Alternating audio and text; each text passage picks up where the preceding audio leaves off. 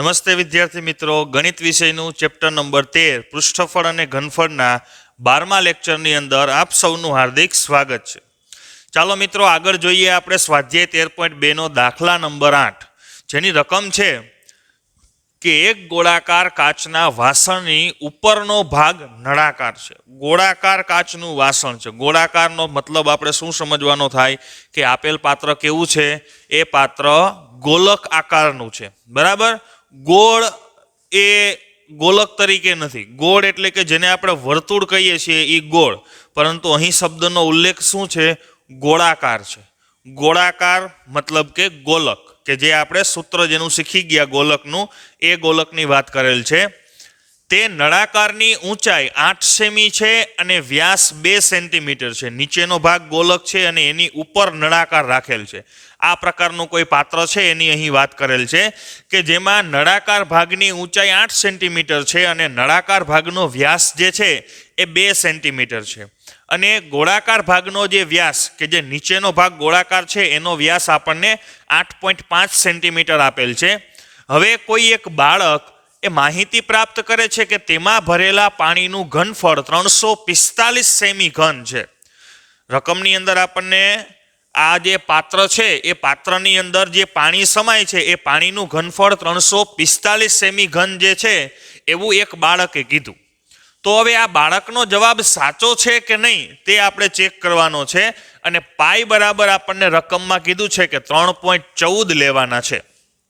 બરાબર, તો હવે જે રકમની અંદર માહિતી આપેલ છે એ માહિતીને આપણે એકત્ર કરી અને આગળ વધીએ તો આપણને નળાકાર ભાગની ઊંચાઈ 8 સેન્ટીમીટર આપેલ છે. નળાકારની ઊંચાઈ છે 8 સેમી અને એનો વ્યાસ જે છે એ 2 સેમી છે.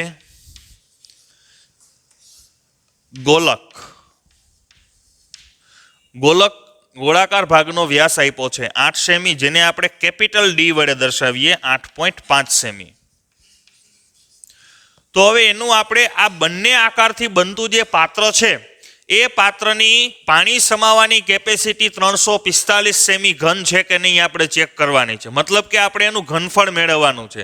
તો ઘનફળની અંદર અહીં જે પાત્ર છે એ પાત્રમાં 2 આકાર આવે છે, નળાકાર અને ગોલક. બરાબર, તો નળાકાર અને ગોલક બંનેના ઘનફળનો આપણે સરવાળો કરવો પડે. તો નળાકારના ઘનફળનું સૂત્ર શું છે? Pi R square H. મતલબ કે એના સૂત્રમાં 2 માપ આવે છે, આર અને એચ. તો એચ આપણને આપી દીધો અને ડી આપી દીધો. તો ડી પરથી આપણને આર મળી જાય કે વ્યાસ જે છે એનું અડધું કરીએ, વ્યાસ 2 છે તો ત્રિજ્યા 1 સેમી. અને ગોલકના ઘનફળનું સૂત્ર છે 4/3 પાય આર નો ઘન. તો એની અંદર 1 માપ આવે છે આર. તો એમાં પણ ગોલકની અંદર આપણને ડી આપી દીધો છે, તો ડી પરથી આપણે આર મેળવી શકાય. અહીં ડી કેપિટલ લીધો હતો એટલે આપણે આર પણ કેપિટલ લીધો છે. તો 8.5 નું અડધું એટલે ભાંગ્યા 2.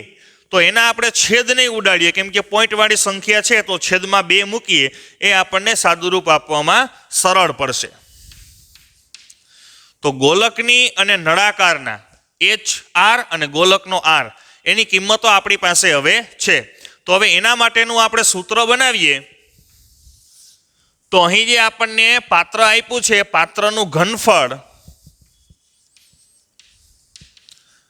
બરાબર ગોલકનું ઘનફળ પ્લસ નળાકારનું ઘનફળ.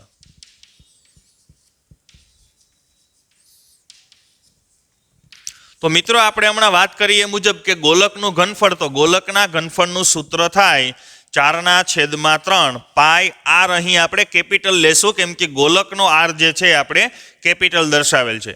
4/3 પાય આર ઘન પ્લસ નળાકારનું ઘનફળ પાય, જ્યાં આર આપણે સ્મોલ લીધેલો છે, તો pi R square H.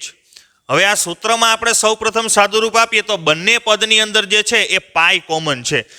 R છે પણ બંને આર અલગ અલગ છે, એક જ નથી, એટલે આર આપણે કોમન કાઢી શકાય નહીં. તો પાઈ કોમન કાઢીએ તો કૌંસની અંદર 4/3 આર નો ઘન પ્લસ આર સ્ક્વેર એચ. હવે દરેકની આપણે કિંમત મૂકીએ તો પાઈ બરાબર આપણને રકમમાં કીધું છે 3.14 લેવાના છે. તો 3.14 કૌંસમાં 4/3 ગુણ્યા કેપિટલ આર ની કિંમત છે 8.5/2. એનો ઘન એટલે 8.5/2 જે છે એ આપણે 3 વખત લખવા પડે. પ્લસ કેપિટલ આર ની કિંમત મૂકી. હવે સ્મોલ આર બરાબર છે 1, તો 1 નો વર્ગ એને ગુણ્યા h બરાબર 8. કૌંસ પૂરો. હવે આપણે સાદુરૂપ આપીએ તો આ સ્ટેપની અંદર સૌપ્રથમ આપણે જોઈએ કે ક્યાંય છેદ ઉડે છે કે નહીં. તો 4/2 વડે છેદ ઉડે, તો અહીં છેદમાં 2 દુ 4 અને અંશમાં 4, તો એ ડાયરેક્ટ કેન્સલ થઈ ગયા. બરાબર. હવે બીજે ક્યાંય આપણે જોઈએ તો છેદ ઉડતા નથી. તો કેટલા વધ્યા? 3.14 કૌંસમાં અંશની અંદર 8.5 ગુણ્યા 8.5 ગુણ્યા 8.5 એને ભાગ્યા 3 દુ 6, એટલે 3 ગુણ્યા 2 જ રાખીએ. પ્લસ 1 નો વર્ગ 1 અને 8 એકા 8. તો હવે આપણે 8.5 નો 3 વખત ગુણાકાર કરવાનો છે. એનો જે જવાબ આવે એને ભાગ્યા 3 દુ 6 પ્લસ એમાં 8 ઉમેરી અને જે જવાબ આવે એનો આપણે 3.14 સાથે ગુણાકાર કરવાનો છે. તો 8.5 નો આપણે 3 વાર ગુણાકાર કરવાનો છે. તો એના માટેની એક સિમ્પલ રીત આપણે શીખી ગયા કે કોઈ પણ સંખ્યા હોય કે જેનો એકમનો અંક 5 હોય તો એનો વર્ગ કરવા માટેની ડાયરેક્ટ રીત આપણે શીખી ગયા. તો 8 આપણે ગુણાકાર કરવાનો છે એટલે પોઈન્ટને અત્યારે ધ્યાનમાં લેશું નહીં.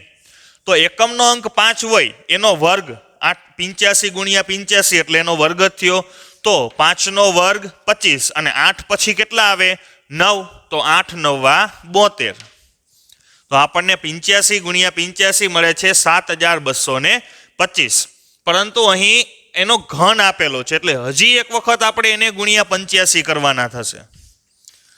8 5 40 0 વધી આવી 4, 8 દુ 16 ને 4 20 ની 0 વધી આવી 2, 8 દુ 16 ને 2 18 8 વધી આવી 1, 8 7 56 ને 1 57, 25 5 125 વધી આવી 1, 5 દુ 10 ને 1 11 નો એકડો વધી આવી 1, 5 7 35 ને 1 36, 8 ને 6 14 નો 4 વધી આવી 1, 8 ને 3 11 નો 1 વધી આવી 1, 5 ને 1 6.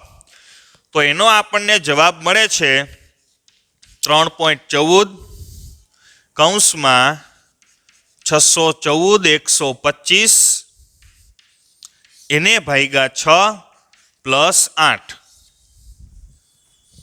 તો હવે આપણે મિત્રો પોઈન્ટની ગણતરી કરીએ તો 8.5 ગુણ્યા 8.5 ગુણ્યા 8.5, તો 3 માં એક સ્થાન પછી પોઈન્ટ છે. તો આપણો જે જવાબ આવ્યો એમાં આપણે ટોટલ 3 સ્થાન પછી પોઈન્ટ મૂકીએ તો 614.125 એને ભાગ્યા આપણે 6 કરવાના છે.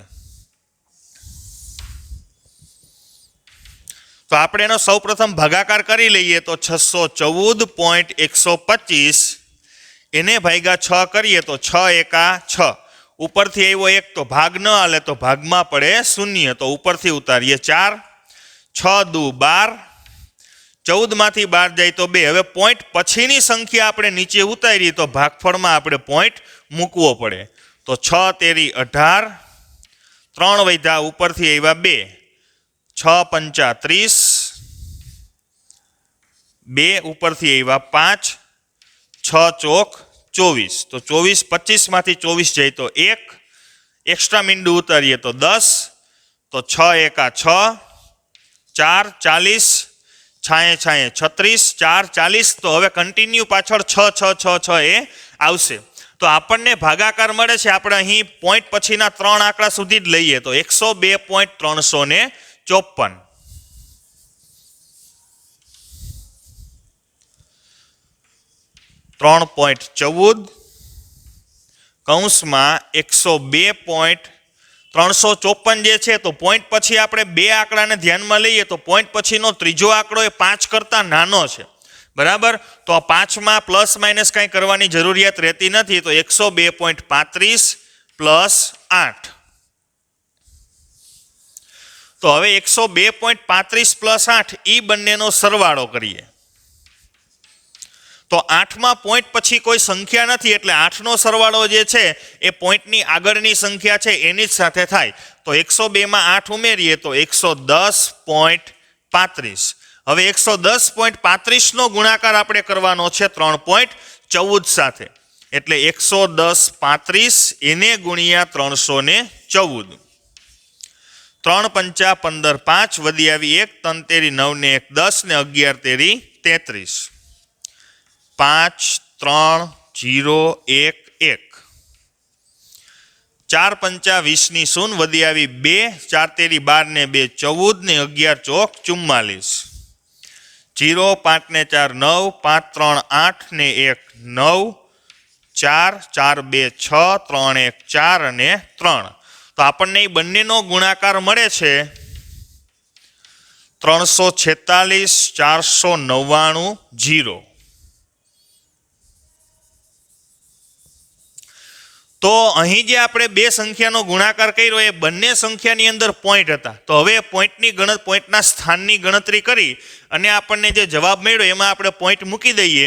તો 2 સ્થાન પછી પોઈન્ટ 110માં છે અને 2 સ્થાન પછી પોઈન્ટ 3.14માં છે. તો 2 સ્થાન આના અને 2 સ્થાન આના, ટોટલ 4 સ્થાન પછી પોઈન્ટ મૂકવાનો થાય. તો 1 2 3 અને 4.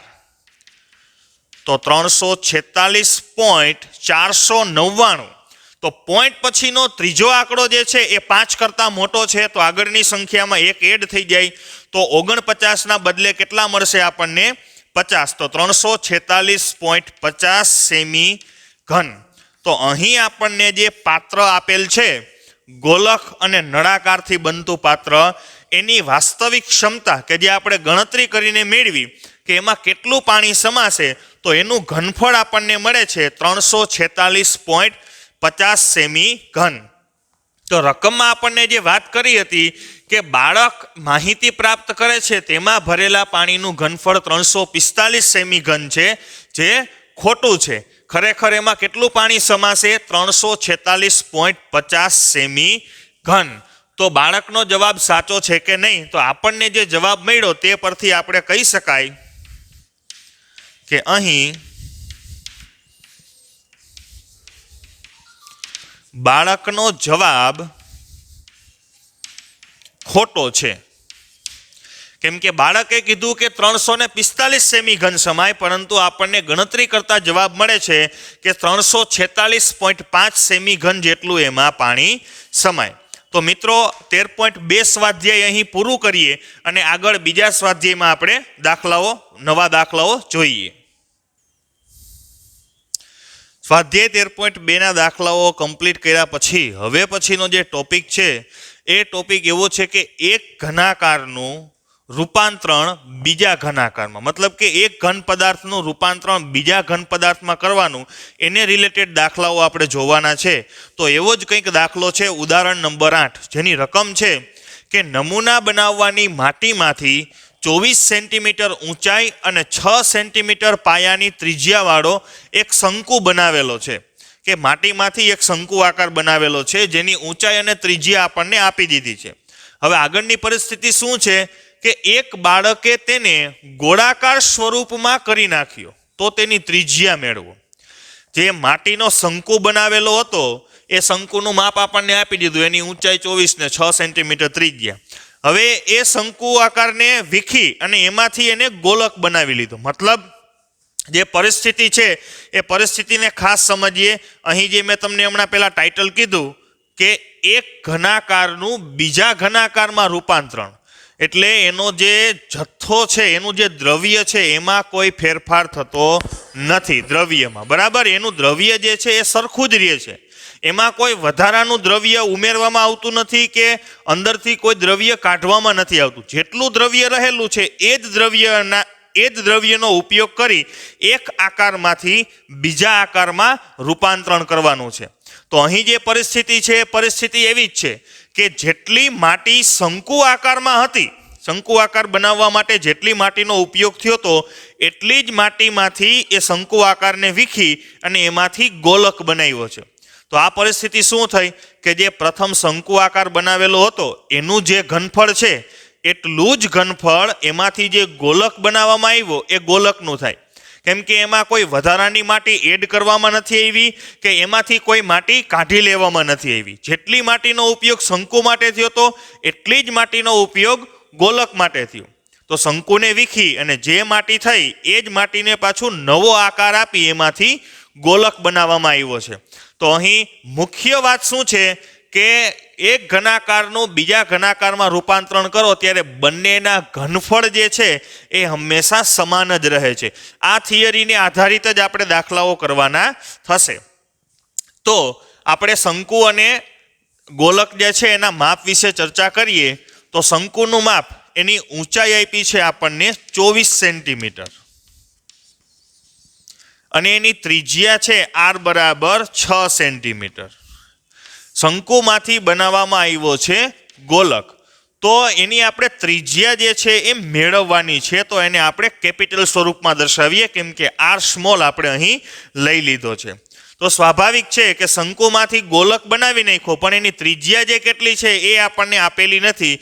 તો એ ત્રિજ્યા મેળવવા માટે જે એક થિયરી મેં તમને કીધી કે એક ઘનાકાર સ્વરૂપનું રૂપાંતરણ બીજા ઘનાકાર સ્વરૂપમાં કરવામાં આવે ત્યારે આ એક થિયરી આધારિત જ દાખલાઓ ગણવાના થશે કે બંને આકારના ઘનફળ જે છે એ કેવા થશે? સરખા થશે. કેમ કે એમાં વધારાનું દ્રવ્ય કોઈ ઉમેરવાનું નથી અને અંદરથી કોઈ દ્રવ્ય બહાર કાઢવાનું નથી. એમાં જેટલો જથ્થો છે જેટલું દ્રવ્ય છે એનો જ ઉપયોગ કરી અને એમાંથી બીજો આકારનું નિર્માણ કરવાનું છે. તો અહીં આપણને બે આકાર આપેલા છે શંકુ અને ગોલક. તો શંકુનું ઘનફળ બરાબર ગોલકનું ઘનફળ. તો શંકુના ઘનફળનું સૂત્ર આપણે શીખી ગયા 1/3 πr²h. ગોલકનું ઘનફળ 4/3 πr². અહીં r આપણે કેપિટલ લેવાનો થશે કેમ કે ગોલકનો r આપણે કેપિટલ દર્શાવેલો છે. હવે બંનેમાં જોઈએ તો બરાબરની બંને સાઈડ બરાબર એક જ સ્થાને એટલે કે અંશમાં હોય તો અંશમાં અને છેદમાં હોય તો છેદમાં રહેલી સમાન સંખ્યાઓ અને સમાન ચલ જે છે એના આપણે ડાયરેક્ટ છેદ ઉડાડી શકીએ. તો બંનેમાં પાઈ કેન્સલ, 3 કેન્સલ કેમ કે પાઈ બંનેમાં અંશમાં છે, બધા સાથે ગુણાકારનો સંબંધ છે. 3 બંનેમાં છેદમાં છે એટલે આપણે એને ડાયરેક્ટ જ કેન્સલ કરી શકાય. હવે અહીં શું વધે છે? r². r બરાબર છે 6 એટલે 6 × 6 × h બરાબર છે 24 બરાબર 4 × r². તો r ઘન છે એટલે કે આપણે r મેળવવાનો છે. તો r ને કરતા બનાવવો હોય તો એની સાથે 4 જે છે એ ગુણાકારનો સંબંધ ધરાવે છે. તો 4 બરાબરની આ બાજુ આવે તો ક્યાં જશે? છેદમાં જશે. તો 6 × 6 × 24 એના છેદમાં 4 બરાબર r². તો અહીં છેદ ઉડે 4 × 6 = 24. તેથી r³ બરાબર 6 × 6 × 6. હવે આપણે કિંમત જોઈએ છે r ની મતલબ કે ત્રિજ્યા જોઈએ છે પરંતુ આપણને જે જવાબ મળ્યો એ તો એનો ઘન મળ્યો. તો એનું ઘનમૂળ કાઢવું હોય તો સિમ્પલ કે 5 × 5 છે તો એનું વર્ગમૂળ માત્ર કેટલું નીકળે? 5. તો એવી રીતે 6 × 6 × 6 એટલે કે 3 વખત 6 આપ્યા છે તો એનું ઘનમૂળ આપણને શું મળે? માત્ર 6 સેન્ટીમીટર. તો અહીં જે શંકુમાંથી ગોલક બનાવવામાં આવ્યો એ ગોલકની ત્રિજ્યા જે છે એ આપણને 6 સેન્ટીમીટર મળશે. અને અહીં ઘન આપ્યો તો એટલે 3 વખત 6 નો ગુણાકાર હતો તો એનું ઘનમૂળ કાઢીએ તો માત્ર આપણને કેટલું મળે? 6. તો આપેલ શંકુમાંથી ગોલક બનાવ્યો જે ગોળો એ ગોળાની ત્રિજ્યા આપણને 6 સેન્ટીમીટર મળશે. ચાલો હવે મિત્રો આપણે જે ચર્ચા કરી કે એક ઘનાકારનું રૂપાંતરણ બીજા ઘનાકારમાં, તો એના જેવો જ આપણે બીજો દાખલો જોઈએ સ્વાધ્યાય 13.3 નો પહેલો દાખલો કે જેની રકમ છે કે 4.2 સેન્ટીમીટર ત્રિજ્યાવાળા ધાતુના ગોલકને ઓગાળીને એક ધાતુનો ગોલક આપ્યો છે. તો એ ગોલકને ઓગાળી અને એનું રૂપાંતરણ 6 સેન્ટીમીટર ત્રિજ્યાવાળા નળાકારમાં રૂપાંતરણ કરવામાં આવે છે. તો આપણે એ નળાકારની ઊંચાઈ મેળવવાની છે અહીં જે ગોલક છે એ આખે આખો ધાતુનો બનેલો છે, તો એ ગોલકને પીગાળી, બરાબર, જે લિક્વિડ ધાતુ મળી એ લિક્વિડ ધાતુને ફરી નળાકાર સ્વરૂપમાં ઢાળવામાં આવે છે. તો એ ગોલકમાં જેટલું ધાતુનું દ્રવ્ય રહેલું હતું એટલા જ દ્રવ્યમાંથી નળાકાર બનાવવાનો છે અને 6 સેન્ટીમીટર ત્રિજ્યાવાળો નળાકાર બનાવવાનો છે. તો 6 સેન્ટીમીટર ત્રિજ્યાવાળો નળાકાર એટલી ધાતુમાંથી બનાવવામાં આવે તો એની ઊંચાઈ કેટલી મળશે એ આપણે મેળવવાનું છે. તો આપણે જે એક થિયરી કીધી કે આ પ્રકારની પરિસ્થિતિમાં બંને આકારના ઘનફળ જે છે એ સમાન જ રહેશે. તો આપણને જે ડેટા આપેલો છે એ ડેટા આપણે લખીએ. તો ગોલકની ત્રિજ્યા આપી છે r બરાબર 4.2 સેમી. બીજો આકાર છે નળાકાર, જેની ત્રિજ્યા કે જે આપણે કેપિટલ R વડે દર્શાવીશું, તો જેની ત્રિજ્યા આપી છે આપણને 6 સેમી, બરાબર. હવે આ ગોલકનું રૂપાંતરણ આપણે નળાકારમાં કરવાનું છે. તો નળાકારની ત્રિજ્યા આપી દીધી, તો એની ઊંચાઈ કેટલે સુધી આવશે એ ઊંચાઈ આપણે મેળવવાની છે. તો આપણી થિયરી મુજબ કે નળાકારનું ઘનફળ બરાબર ગોલકનું ઘનફળ. બંને પદાર્થના ઘનફળને જે છે એ સરખાવવાના, કેમ કે બંનેમાં દ્રવ્ય જે છે એ સમાન જ રહેશે. તો નળાકારના ઘનફળનું સૂત્ર છે πr² h આપણે એનો મેળવવાનો છે, બરાબર ગોલકના ઘનફળનું સૂત્ર 4/3 πr². તો અહીં આપણે જોઈએ તો પાઈ બંનેમાં કોમન છે, તો પાઈ પાઈ કેન્સલ, કેમ કે બંને પદ બરાબરની સામસામેની સાઈડ રહેલા છે અને પાઈ જે છે એ બંનેમાં અંશમાં છે. હવે r આપણને આપી દીધો છે, તો 6 × 6 એને ગુણ્યા h બરાબર 4/3 ગુણ્યા સ્મોલ r, એની કિંમત છે 4.2 ગુણ્યા 4.2 ગુણ્યા 4.2. હવે આપણે h ને કરતા બનાવીએ, બરાબર. તો 6 × 6 જે છે એ બરાબરની સામેની સાઈડ જાય તો છેદમાં જશે. તો h બરાબર 4/3 ગુણ્યા 4.2 ગુણ્યા 4.2 ગુણ્યા 4.2 અને આખાઈના છેદમાં 6 × 6. તો હવે આપણે આના છેદ ઉડાડીએ તો 6 × 7 = 42, પણ એક પછી પોઈન્ટ એટલે 0.7. અહીં પણ 6 × 7 = 42, એક પછી પોઈન્ટ એટલે 0.7. હવે 3ના છેદ ઉડાડવો હોય તો 14 × 3 = 42, એટલે 3/4.2 / 3 એટલે 1.4. તો h બરાબર 4 ગુણ્યા 7 × 7 = 49, પણ બંનેના એક એક પોઈન્ટ એટલે 0.49 એને ગુણ્યા 1.4. તો હવે 3 એ 3નો આપણે ગુણાકાર કરવાનો થાય તો h બરાબર હજી ડાયરેક્ટ ગુણાકાર થઈ જશે 14 × 4 = 56 અને એક પછી પોઈન્ટ એટલે 5.6 ગુણ્યા 0.49. તો હવે આપણે માત્ર ગુણાકાર કરવાનો રહેશે 49નો અને 56નો. 5 × 9 = 45, 5 વધી આવી 4, 5 × 4 = 20 ને 4 = 24, 6 × 9 = 54નો ચોગડો વધી આવી 5, 24 ને 5 = 29, 9 ને 5 = 14, 5 ને 2 = 7 ને 2. h બરાબર આપણને 27.44. હવે બંનેનો આપણે ગુણાકાર કર્યો 5.6 ગુણ્યા 0.94, તો આમાં 2 પછી પોઈન્ટ છે, આમાં 1 પછી પોઈન્ટ છે, એટલે ટોટલ 3 પછી પોઈન્ટ મૂકીએ તો આપણને h બરાબર મળે છે 2.744 સેન્ટીમીટર. તો અહીં આપણને જે ગોલક ધાતુનો જે ગોલક હતું એનું રૂપાંતરણ આપણે જે નળાકારમાં કરવાનું હતું, તો 6 સેન્ટીમીટર ત્રિજ્યાવાળા નળાકારની ઊંચાઈ આપણને 2.744 સેન્ટીમીટર મળે. તો આ લેક્ચરની અંદર મિત્રો આપણે સ્વાધ્યાય 13.2 પૂરું કર્યું અને ત્યારબાદ આપણે એક ઘનાકાર સ્વરૂપનું બીજા ઘનાકાર સ્વરૂપમાં રૂપાંતરણ વિશેના 2 દાખલાઓ જોયા.